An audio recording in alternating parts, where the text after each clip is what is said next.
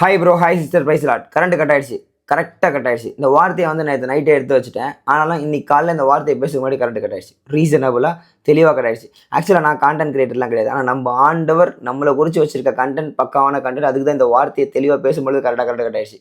புரியுதா பிரதர்? புரியல. நான் பேசினா புரியாது. ஆண்டவருடைய கனெக்ஷன் கட்டாமல் இருக்கிறதுக்காக இன்னைக்கு ஆண்டவர் உங்ககிட்ட என்ன மறைச்சு பேச போகிறார். வார்த்தை எந்தில் அவருது. பிரதர் சிஸ்டர், உங்கள்கிட்ட நான் வார்த்தைக்குள்ள போகிறேன் பாருங்களேன், கேட்டுக்கோங்க. ஓகே, லூக்கா 11:35 கர்த்தர் இப்படியாக சொல்லியிருக்காரு. ஆகையால் உன்னில் உள்ள வெளிச்சம் இருளாகாதபடிக்கு எச்சரிக்கையாயிரு. அது எச்சரிக்கையாயிரு அப்படின்னு சொல்லியிருக்காரு. ரொம்ப உஷாராக இருக்கணும். ஓகே, இந்த உலகத்தில் வந்து ஈபி அப்பப்போ கரண்ட் கட் ஆகிடுவாங்க. காலைலானா சூரியன் கூட வந்து வெளிச்சமாக இருக்கும். ஆனால் நம்ம வாழ்ந்துக்கிட்டு இருக்க வாழ்க்கை இருண்டு போகாமல் இருக்கணும் அப்படின்னா நமக்குள்ளே இருக்கிற தேவ ஆவியானவர் பிரகாசிக்கிறாரா. உலகத்தில் வந்து எந்த மனுஷனையும் பிரகாசிக்கிற மெய்யான ஒளியான இயேசு கிறிஸ்து நம்மளுடைய வாழ்க்கையில் கன்சிஸ்டன்சியாக இருந்தால் மட்டும்தான் நம்மளால் பிரைட்டாக இருக்க முடியும். ஓகே, எலும்பி பிரகாசி உன் ஒளி வந்தது, கர்த்தருடைய மகிமை உன் மேலே உதித்ததுன்னு சொல்லும் பொழுது அந்த மகிமை உங்களுக்குள்ளே இருக்கணும், இருளாகாமல் இருக்கணும். அப்படின்னா அந்த கன்சிஸ்டன்சி, கனெக்ஷன், தொடர் உறவு, அது கனெக்ஷன் கட் ஆச்சுன்னா தான் கரண்ட் மிஸ் ஆகிடும். எதனா எங்கன்னா ஒயர் பிச்சுக்கும். ஈபியில் பார்த்துருப்பீங்க. இப்போ உலகத்தில் லைக் இப்போ வீட்டில் கரண்ட் போயிடுச்சு, நான் வந்து டார்ச் வச்சு தான் பேசிகிட்டு இருக்கேன். ஸோ இதனால தான் சொல்கிறேன்.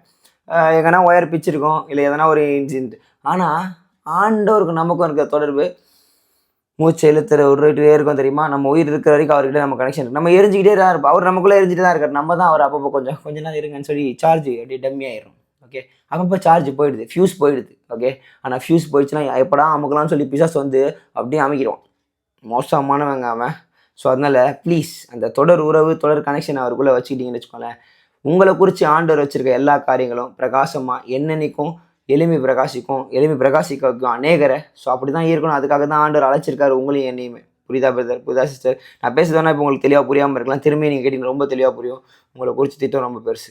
ஓகே, நீங்கள் அடுத்த கட்டத்துக்கு மூவ் ஆன வேண்டிய ஆள். ஓகே, ஒரு வேளை இன்னும் அடுத்த கட்டத்துக்கு மூவ் ஆனவெல்லாம் எவ்ரி மந்த் 4th சாட்டர்டே நம்ம நடத்துகிற மீட்டிங் ஜியோன் காம்ப்ளெக்ஸில் பல்லாவரம் நடத்துகிறோம். ஸோ ப்ளீஸ் பயோவில் இருக்கும், லைக் பின் பண்ணி வச்சுருக்கோம் அந்த போஸ்ட், அந்த இடத்துக்கு வாங்க. ஓகே, அப்டேட்ஸை கேளுங்க. அடுத்த கட்டத்துக்கு மூவ் ஆனவங்க அநேகர் அடுத்த கட்டத்துக்கு எழுப்புங்க. புரியுதா?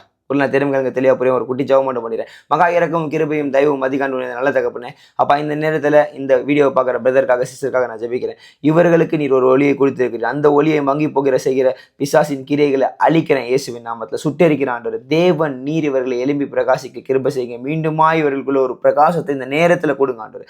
இப்போ நான் பேசுகிற ரைட் நான் உம்முடைய மெய்யான ஒளி இவர்கள் மேலே உதிக்கட்டும். அப்பா இவர்கள் நிமித்தம் அது அநேகருக்கு சுடர் தரும்படியாய் தேவன் இவர்களை எழுப்பும்படியாய் ஜெபிக்கிறேன். சகலத்தையும் உம்முடைய கருத்தில் கொடுத்து தாழ்த்துற ஆண்டவரே. வெறுமையாக்குற ஆண்டவரே. போகுமிடமெல்லாம் ஒளியாய் சிறந்து விளங்க இந்த பிள்ளைகளை ஆசீர்வதிங்க, வழி நடத்துங்க. இயேசுவின் நாமத்தில் பிதாவே, ஆமென் ஆமென். கவலைப்படாதீங்க, அவரை பிடிச்சிட்டு அப்படியே ஜாலியாக போங்க. அடுத்த கட்டத்துக்கு மூவ் ஆனாங்க. இதனால இல்லாமல் கத்திரிக்கை சுத்துறோம். இல்லையா? Love you. God bless you.